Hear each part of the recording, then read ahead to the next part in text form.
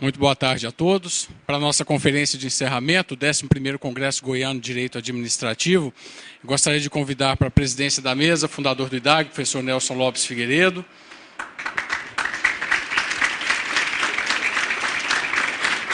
E para proferir as conferências de encerramento, convido a professora Maria Silvia Zanella de Pietro e o professor Márcio Camarosano. Boa tarde a todos. Com muito prazer que nós comparecemos aqui atendendo a um honroso convite da diretoria do IDAG e agradecemos aos jovens professores do IDAG a distinção de presidir as últimas duas palestras de encerramento desse contrato, esperando que todos tenham tido um bom proveito, né? E fazer esse encerramento na presença da professora Maria Silvia e do professor Márcio Camarosano.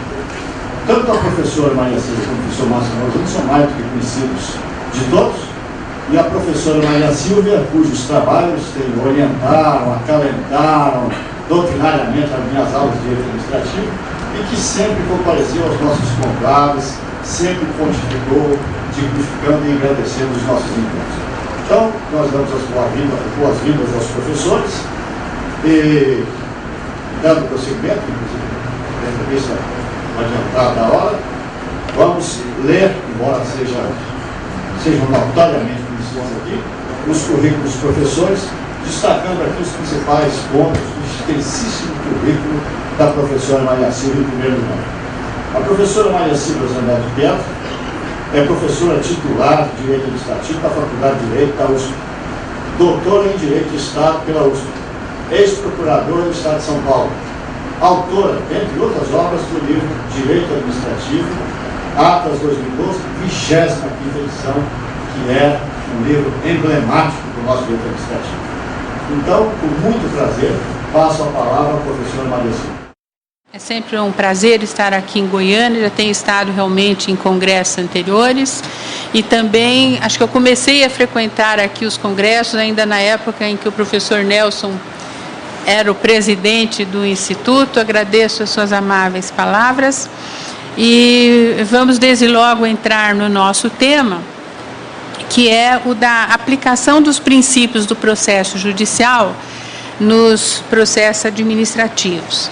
Mas antes eu gostaria de deixar registrado também que é uma satisfação muito grande participar da mesa junto com o professor Márcio Camarosano, a quem eu conheço, eu nem sei dizer quanto tempo, é melhor nem pensar muito em termos de tempo, não é, Márcio? E hoje ele estava falando que, mexendo as fotografias lá, encontrei uma fotografia que eu estou junto com ele num congresso em São Lourenço, em Minas Gerais. Ele acha que já tem quase uns 30 anos, deve ser por aí. Então é uma satisfação muito grande estar aqui participando também com o professor Márcio. Mas esse tema que eu vou falar é um tema, assim, talvez um pouco técnico, um pouco teórico para um fim de congresso, mas eu vou começar exemplificando, contando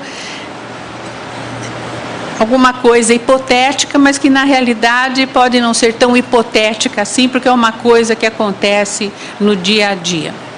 Depois eu vou dar esse exemplo e depois eu vou dizer o que eu penso a respeito desse tipo de atuação.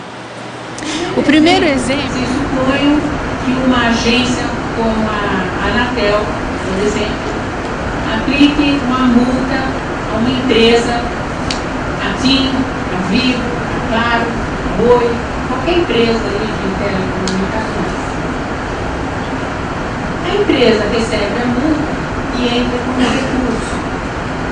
Só que ela entra com o recurso depois de esgotado o prazo para recorrer.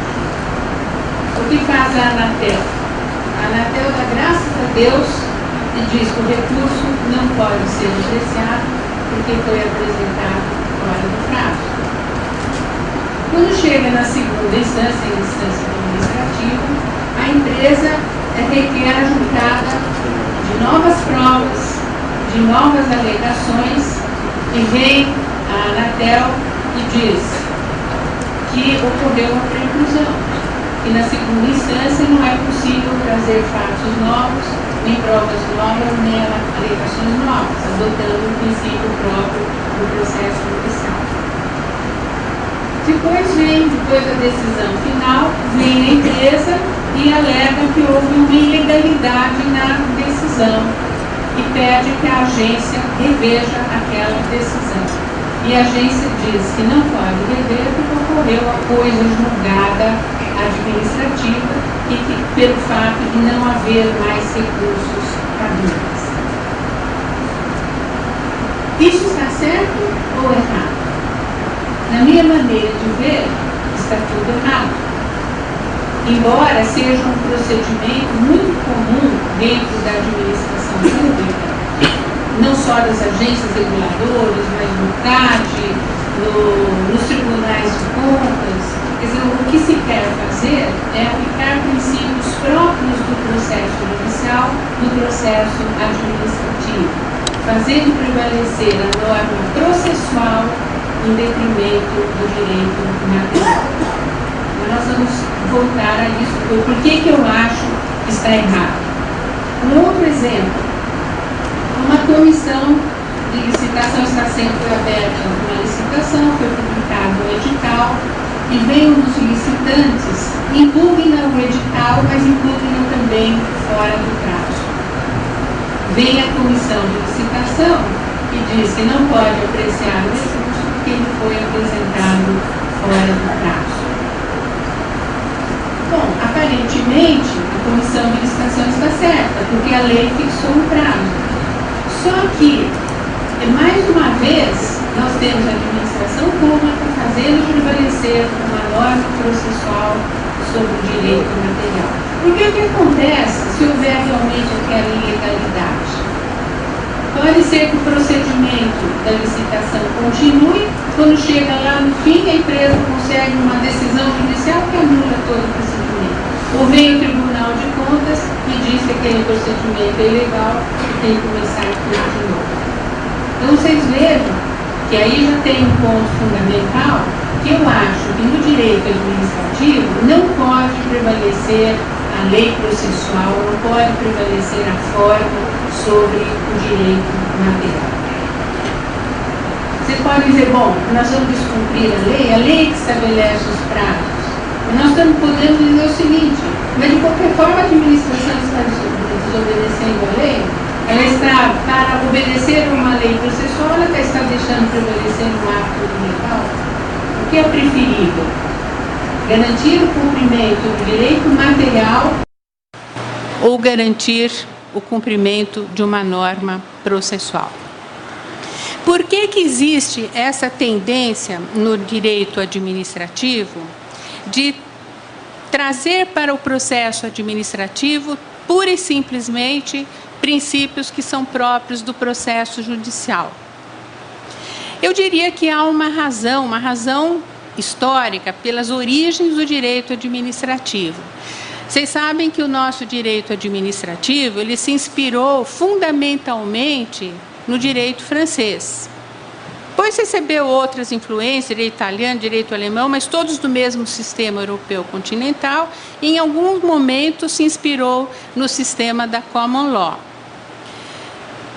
Mas lá no direito francês, criou-se o sistema de dualidade de jurisdição. Eles têm uma justiça comum e têm uma jurisdição administrativa.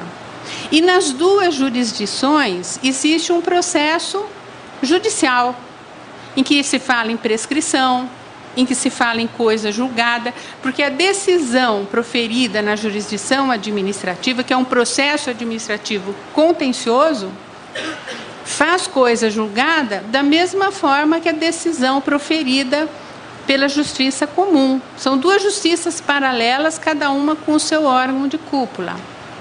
Como nós nos inspiramos no direito administrativo francês, não criamos a dualidade de jurisdição. Nisso nós seguimos o direito norte-americano. Nós criamos a unidade de jurisdição.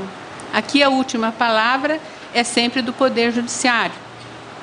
Mas nós copiamos aquelas expressões que são próprias do processo administrativo contencioso do direito francês. Se vocês forem pensar assim rigorosamente, no direito brasileiro nós não poderíamos falar em coisa julgada administrativa, não poderíamos falar em prescrição, não poderíamos falar em preclusão, porque nós não temos o processo administrativo contencioso. Todos os processos administrativos que nós temos aqui não são contenciosos, eles são chamados graciosos, embora não tenha nada de gracioso, né? Mas é a expressão técnica que se usa em um processo administrativo gracioso, e todas as decisões são passíveis de apreciação pelo Poder Judiciário. Agora, será que isso significa que nós não podemos, de jeito nenhum, fazer a transposição de princípios do processo judicial? Eu diria até podemos, mas com muita cautela e com muita limitação. Não há dúvida de que o processo judicial e o processo administrativo têm alguns pontos comuns, inclusive alguns princípios comuns. Por exemplo, o princípio da legalidade, o princípio da ampla defesa e do contraditório, o princípio da obediência às formas, da razoabilidade, da motivação, da publicidade. Então, são princípios iguais, praticamente, no processo judicial e no processo administrativo. Mas o processo administrativo tem algumas peculiaridades que recomendam que essa transposição de institutos próprios do processo judicial seja feita de forma muito limitada. Por exemplo, o formalismo. No processo judicial, o formalismo é muito maior do que no processo administrativo. Pode parecer estranho, porque a administração pública é muito burocrática, mas o formalismo no direito administrativo é muito menos rigoroso do que no processo judicial. A coisa julgada administrativa não tem nenhuma semelhança com a coisa julgada do processo judicial. Teoricamente até pode ter, mas na prática os efeitos são diferentes. A prescrição, não sei nem se deveria falar em prescrição administrativa, no mesmo sentido em que se fala no processo penal. E a preclusão, ainda que seja aceitável, também sofre mais limitações do que no processo judicial. Por que o processo administrativo foi se afastando um pouco, ou deve se afastar um pouco, dos princípios do processo judicial? Primeiro, porque, embora haja alguns princípios comuns, o direito administrativo foi criando, no decurso do tempo, alguns princípios que são bem específicos do processo administrativo. Por exemplo, o princípio da oficialidade, o princípio da verdade material. O que mais de princípios são específicos do processo administrativo? Esse princípio da verdade material, ele se opõe ao princípio da verdade formal do processo judicial. O formalismo no direito administrativo, ele é chamado de informalismo, ou de formalismo abrandado, como prefere a professora Odete Medauer. Quer dizer, nós fomos construindo no direito administrativo princípios próprios, que não se adaptam sempre aos princípios do processo judicial. Uma outra razão para nós termos cautela é que o judiciário, ele pode falar a bobagem que ele quiser. Ele pode decidir errado, todo mundo acha que está errado, só ele acha que está certo. Ele pode tomar uma decisão que todo mundo acha que é ilegal. Mas depois do judiciário, não tem ninguém para vir corrigir o poder judiciário. As decisões administrativas não têm essa mesma força, porque as decisões administrativas estão sempre sujeitas a controle externo, seja pelo Legislativo, com auxílio do Tribunal de Contas, seja pelo próprio Poder Judiciário. Então, não adianta nós querermos manter uma ilegalidade por apego a um formalismo processual, se a administração pública está sujeita a ter as suas decisões alteradas pelo Poder Judiciário ou pelo Tribunal de Contas. Por exemplo, falando um pouquinho sobre o princípio do formalismo. Vocês vejam que a Lei de Processo Administrativo, que é a Lei 9.784 de 99, da qual eu tive a honra de participar da elaboração, juntamente com outros ilustres juristas, inclusive presidida pelo professor Caio Tácito, ela não contempla o princípio do formalismo. No artigo 2º, caput, ela dá o elenco dos princípios do processo administrativo, são uns 12 ou 13 princípios, e não fala em princípio do formalismo, justamente porque esse princípio não tem o mesmo alcance no processo judicial. Além disso, o parágrafo único do artigo 2º, ele contém algumas regras que mostram que o apego à forma não deve ser excessivo. Fala, por exemplo, observância das formalidades essenciais à garantia dos administrados. Quer dizer, as formalidades que devem ser observadas são apenas aquelas que são essenciais à garantia dos direitos dos administrados.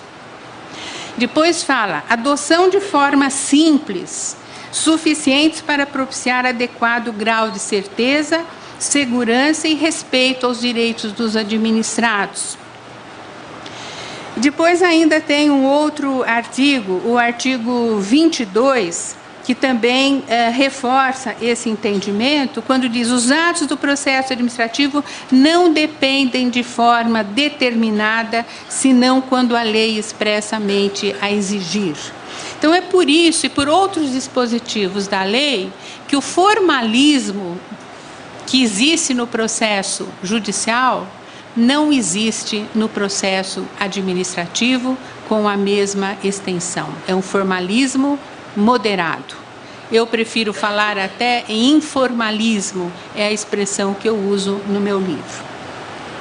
Com relação à coisa julgada, vocês vejam que o artigo 6º, no parágrafo 3º da Lei de Introdução ao Código Civil, que eu continuo chamando assim, porque eu não gosto quando mudam o nome, para mim ela vai ser sempre a Lei de Introdução ao Código Civil, ela dá o seguinte conceito: chama-se coisa julgada a decisão judicial de que já não caiba recurso. Então, isso é coisa julgada. Não cabe mais recurso, é coisa julgada, aquilo tem força de lei. E no processo judicial, fala-se em coisa julgada formal e coisa julgada material. Quer dizer, a coisa julgada formal significa que a decisão se tornou imutável no mesmo processo em que ela foi proferida. Então, não cabe mais recurso, ela fez coisa julgada naquele processo. E a coisa julgada material significa a imutabilidade da sentença para fora do processo. É uma sentença que passou a ter força de lei. Ela vale em qualquer situação, em qualquer processo. Foi decidido, está decidido. Por isso que se diz que a lei, mesmo que o judiciário decida, a nossa maneira de ver esteja errado, a lei é aquilo que o juiz diz que é. A coisa julgada não se diz que transforma o redondo em quadrado e o preto em branco, porque ela tem uma força de lei, ela se torna imutável.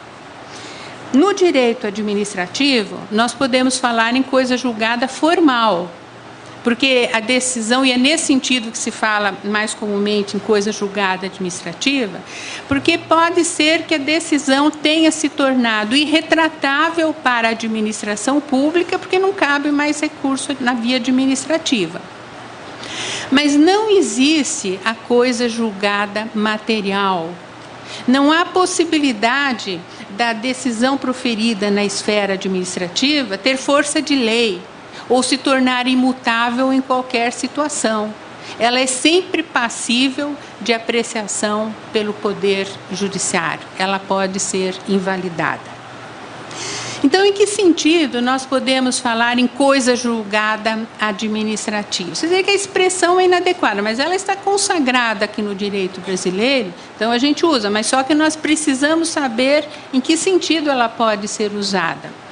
Em quais situações a administração pública tem uma decisão que ficou irretratável pela própria administração? Uma primeira hipótese, eu diria que são aquelas em que o ato não pode mais ser revogado pela administração. Não estou falando anulado, eu estou falando não pode mais ser revogado por razões de mérito, por razões de oportunidade, conveniência, interesse público. E isso acontece quando o ato era vinculado e gerou um direito adquirido. Por exemplo, a pessoa pediu aposentadoria porque completou os requisitos que a Constituição impõe. A administração não pode mais revogar. É um ato vinculado, ele não pode ser revogado, então ele fez coisa julgada administrativa. Ou porque o ato integra um procedimento composto de várias fases, já foi superada uma fase, já estamos nas fases subsequentes, aquela fase anterior não pode mais ser revogada. Ou porque já se exauriu a competência da autoridade, por exemplo, a autoridade praticou um ato, a autoridade superior avoca aquela competência, então a autoridade inferior perdeu o poder de rever o seu ato. Ou então, se o ato já exauriu os seus efeitos, não tem mais o que revogar. Você tem, por exemplo, você dá uma permissão de uso por tempo determinado, esgotou aquele tempo, não tem mais o que revogar, o ato se exauriu. Uma outra hipótese de coisa julgada administrativa seria aquela em que a administração pública perde o prazo para rever, para anular os atos ilegais que sejam favoráveis ao administrado. O artigo 54 da Lei de Processo Administrativo estabeleceu um prazo de 5 anos para a administração revogar, anular, aqui estamos falando de anulação de atos ilegais. Esgotado o prazo, fez coisa julgada administrativa. A decisão se tornou irretratável pela própria administração pública. A outra hipótese seria aquela em que ocorreu a prescrição judicial. Quer dizer, nem na esfera judicial aquilo não pode mais ser pleiteado. Então, é evidente que a administração pública também não pode. Ou se já ocorreu a coisa julgada na esfera judicial.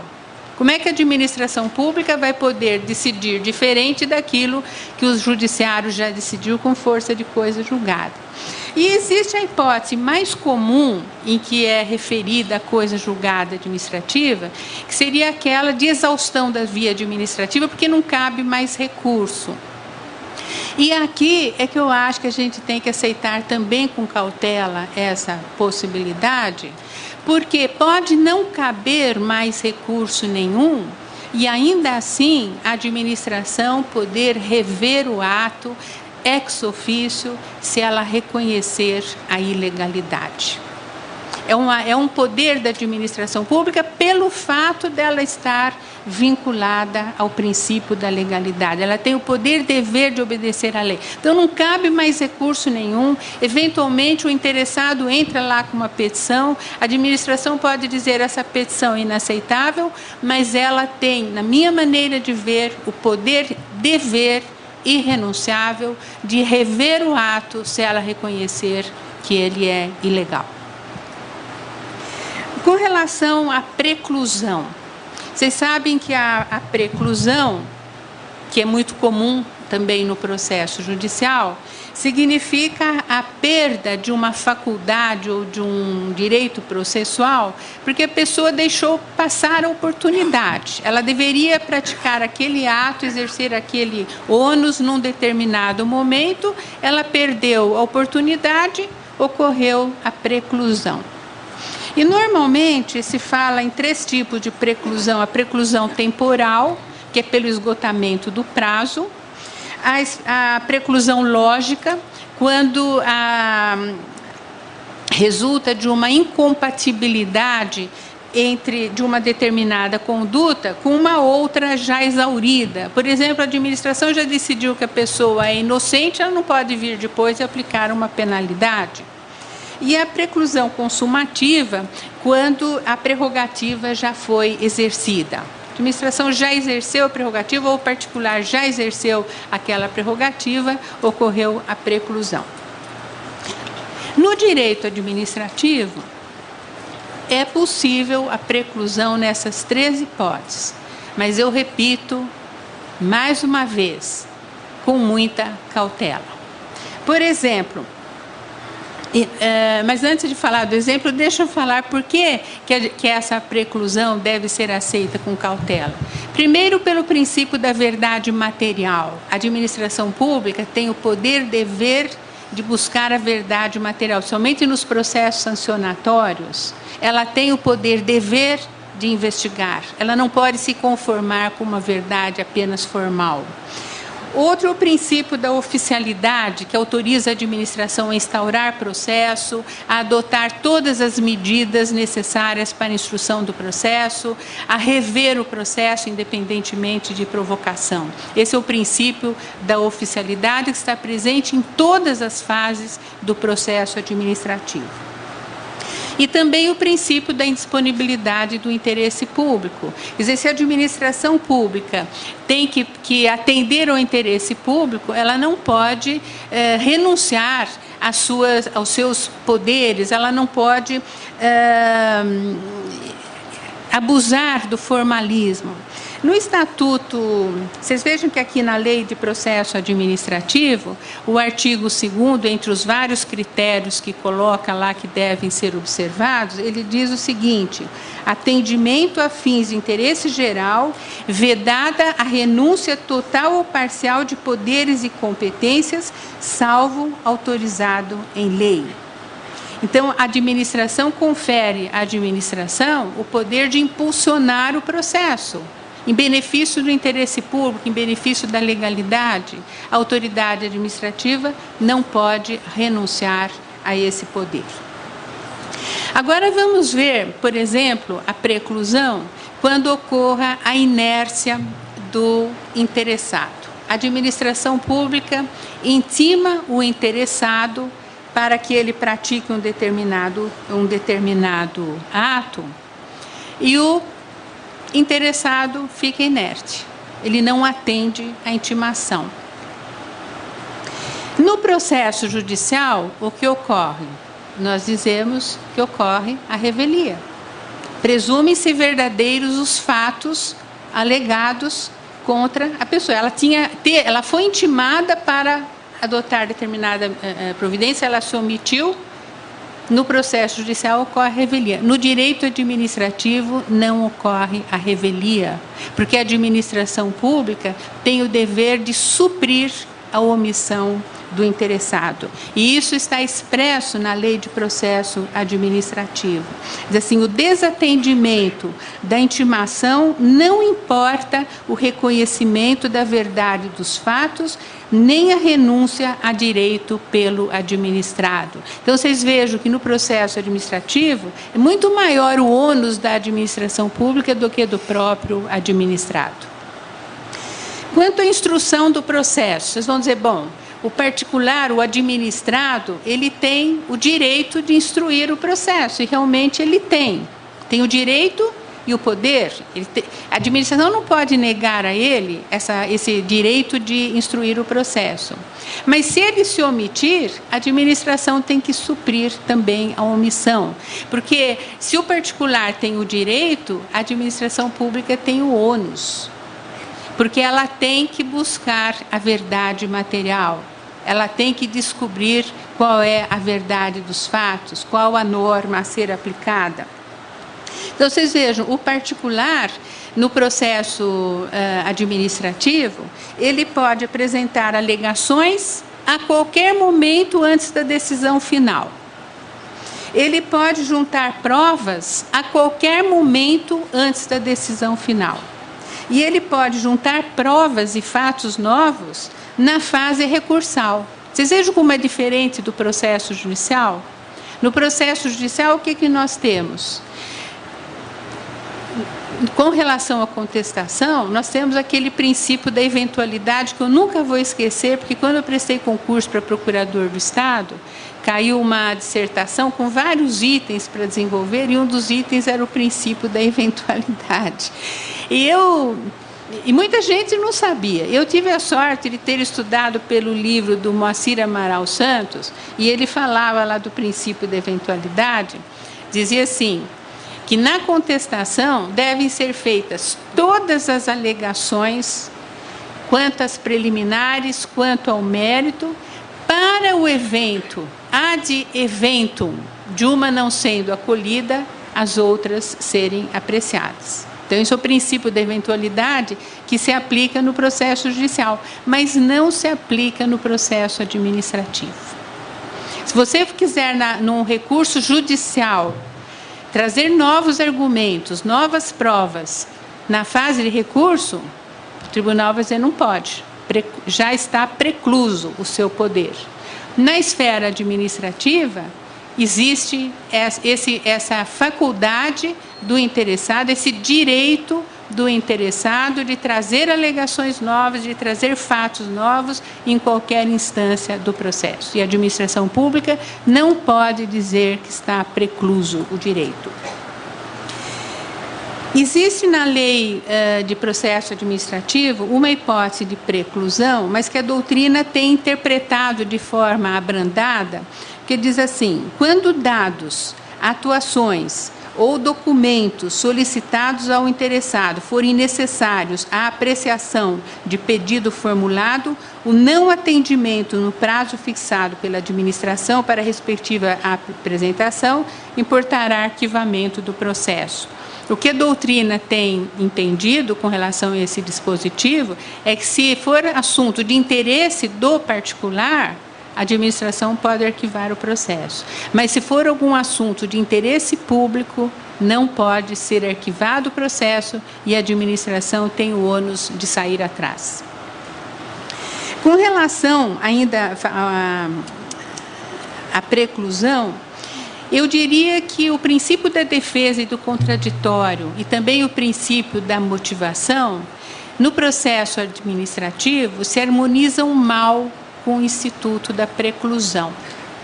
Porque, vamos supor que a administração pública diga, olha, já ocorreu a preclusão, você não pode mais apresentar novas provas, novos documentos, não pode fazer novas alegações. E depois, de repente, vem o interessado e alega que ele teve o direito de defesa e o contraditório prejudicados. Há uma grande possibilidade da decisão administrativa ser invalidada. E hoje também o princípio da motivação, como a administração é obrigada a motivar todas as suas decisões, ela tem que dizer quais os fatos, qual o direito que serviu de base à sua decisão. Se ela cercear o interessado invocando a preclusão, ela corre o risco de fazer uma motivação incompleta ou uma motivação falsa e a decisão acabar sendo invalidada pelo Poder Judiciário ou pelo Tribunal de Contas. E a preclusão quanto ao direito de recorrer. As leis, em geral, prevêem um prazo para os administrados apresentarem os seus recursos.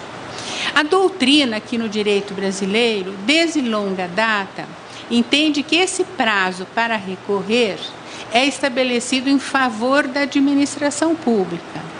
E, sendo estabelecido em favor da administração pública, ela pode abrir mão do prazo e aceitar o recurso extemporâneo.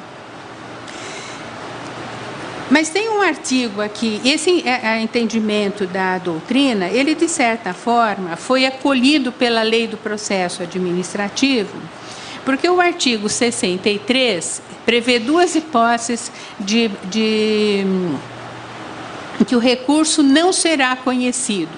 O recurso, são 4 hipóteses, mas 2 caracterizam preclusão. Uma é quando ele for apresentado fora do prazo. E a outra, após exaurida a esfera administrativa. Então, são 2 hipóteses de preclusão. Mas vem o parágrafo 2º do mesmo artigo 63 diz o seguinte: o não conhecimento do recurso não impede a administração de rever de ofício o ato ilegal, desde que não ocorrida preclusão administrativa. Não sei se a Cristiana Fortini está aqui, ela comentou esse dispositivo, e os autores têm feito comentários a esse dispositivo, porque ele aparentemente tem uma contradição. Está dizendo, se ele apresentar o recurso fora de prazo ou depois de exaurida a esfera administrativa, a administração ainda assim pode apreciá-lo desde que não ocorra preclusão. Afinal, está aceitando a preclusão ou não está aceitando? Então, o que eu acho que esse parágrafo 3º, ele está se referindo à preclusão para a administração pública e não para o administrado. Senão, o dispositivo não tem sentido. Quer dizer, o interessado, para ele não ocorre a preclusão. Se ele, mesmo que ele apresente fora de prazo, o recurso, a administração pode dizer, não aceito, mas ela pode decidir ex officio e aceitar as razões do recurso. Agora, a administração só não vai poder apreciar se já ocorreu a preclusão para ela. Que ela já não tem mais competência, porque já ocorreu a coisa julgada na esfera judicial, porque já ocorreu a prescrição. É a única interpretação que dá algum sentido a esse dispositivo. Eu teria mais coisas para falar, mas eu vou já me encaminhando para o fim, para tirar algumas conclusões, para nós não nos estendermos demais e deixarmos o tempo para o professor Márcio Camarosano. Mas a minha conclusão fundamental, que se aplica a todos esses aspectos que eu analisei, é a seguinte: no processo judicial, nós muitas vezes ficamos frustrados porque vemos o direito material ser relegado a segundo plano por causa de uma falha processual. Quem já não enfrentou o problema de um agravo de instrumento que foi rejeitado porque faltou lá tirar cópia de faltou um preparo, alguma coisa assim? Eles não estão preocupados com o direito material. Eles estão preocupados, até reduz o número de processos, eles se livram de um processo, não obedeceu a norma processual, morreu. E os prazos são fatais, pelo menos para o autor. Para o juiz, não. Para as partes não são tão fatais, mas para o juiz não é fatal, mas para as partes é fatal o prazo. No processo administrativo, eu acho que nós não podemos deixar prevalecer a norma processual sobre o direito material, pela simples razão de que a administração pública, por estar vinculada à legalidade em sentido amplo, abrangendo todos os princípios, e por estar sujeita ao controle judicial, ela não pode abrir mão do poder de rever, de corrigir as decisões ilegais, mesmo que ela passe por cima de uma norma processual. Era essa a mensagem que eu queria deixar para vocês. Não sei se consegui ser suficientemente convincente, mas eu estou absolutamente convencida disso. Obrigada pela atenção.